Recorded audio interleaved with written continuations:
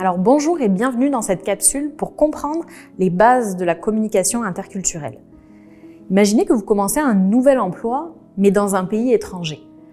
Vous connaissez personne, vous connaissez pas du tout les règles du jeu, mais qu'est-ce qui vous aiderait à vous sentir bienvenu dans ce nouvel emploi et dans ce nouveau pays?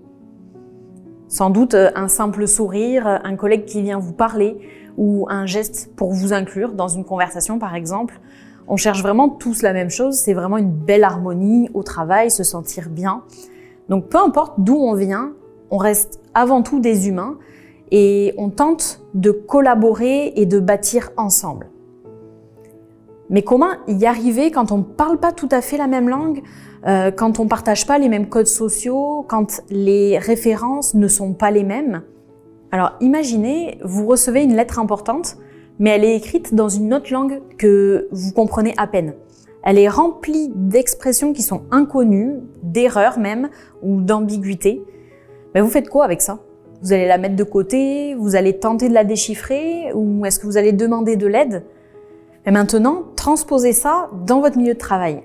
La lettre, elle devient une conversation avec un collègue, un message sur Teams, une directive d'un gestionnaire, ou même une blague à la machine à café. Quand on comprend pas, on se sent vraiment perdu et souvent on se sent exclu.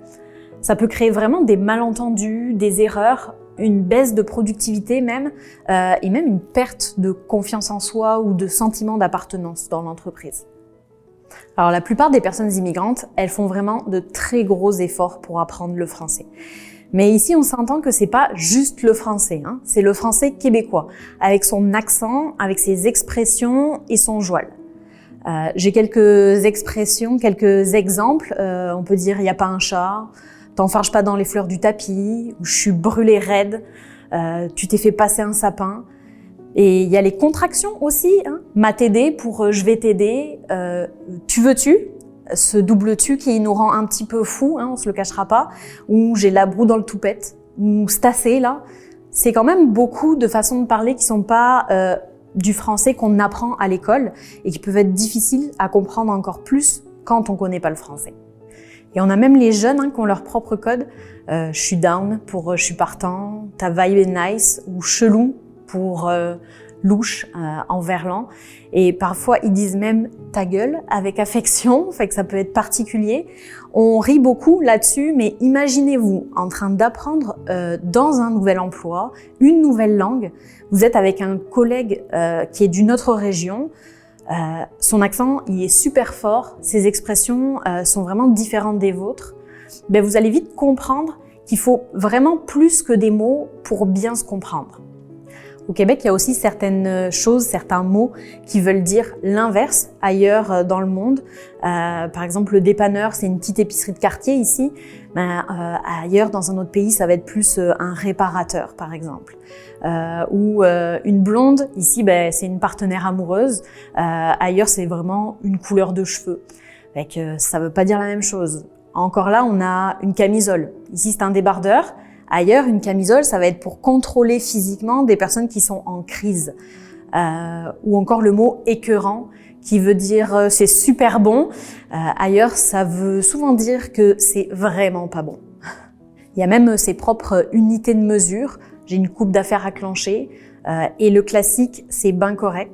Alors celui-là, on sait pas. Ça veut dire oui, ça veut dire non, peut-être. C'est vraiment pas clair, mais ici, c'est sûr, c'est ben correct.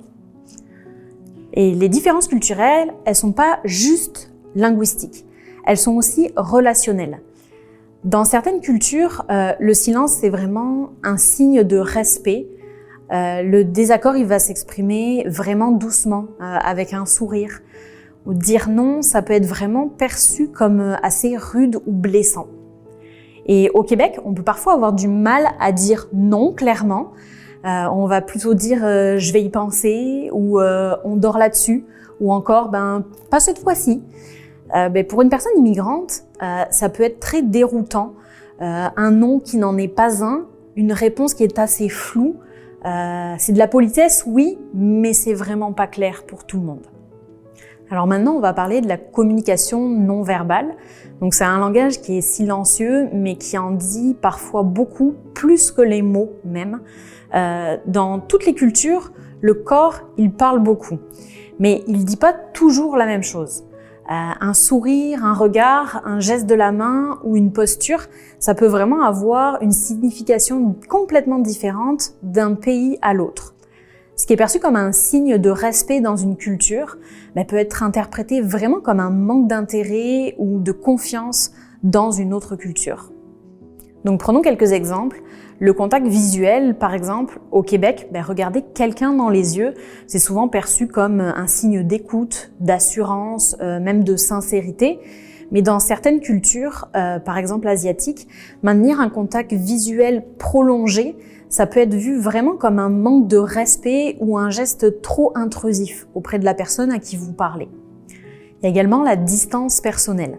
Dans certains pays, il y a une grande proximité physique dans les échanges, souvent en Amérique latine, Méditerranée, alors qu'il y a d'autres pays qui valorisent vraiment davantage l'espace personnel, comme la Scandinavie ou le Japon par exemple.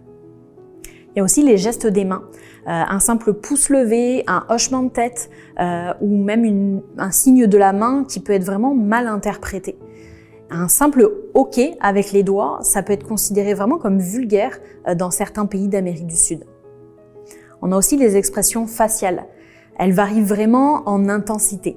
Il y a certaines cultures qui sont extrêmement démonstratives, d'autres beaucoup plus réservées.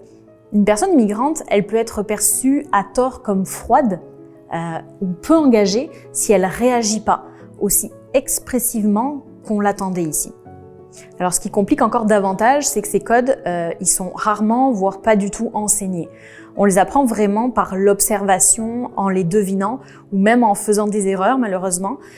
Pour une personne qui est nouvellement arrivée, ce décalage il peut vraiment générer de l'anxiété, de l'isolement ou même des conflits involontaires. Alors qu'est-ce que vous pouvez faire? Évidemment, être attentif, observer et surtout poser des questions avec bienveillance bien sûr.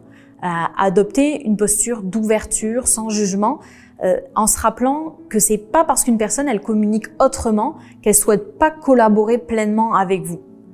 Apprendre à décoder le langage corporel dans un contexte interculturel, c'est un peu comme apprendre une autre langue. Ça prend du temps, de l'écoute et beaucoup d'humilité aussi. Alors la communication interculturelle, c'est vraiment pas juste une question de mots, c'est une question vraiment de respect, d'écoute et aussi de curiosité.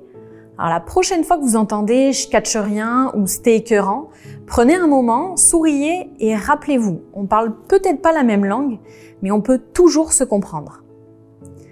Alors, vous avez fait un pas vers une communication plus inclusive et ça, c'est vraiment écœurant dans le bon sens du mot. Merci d'avoir écouté cette capsule et à très bientôt pour la prochaine.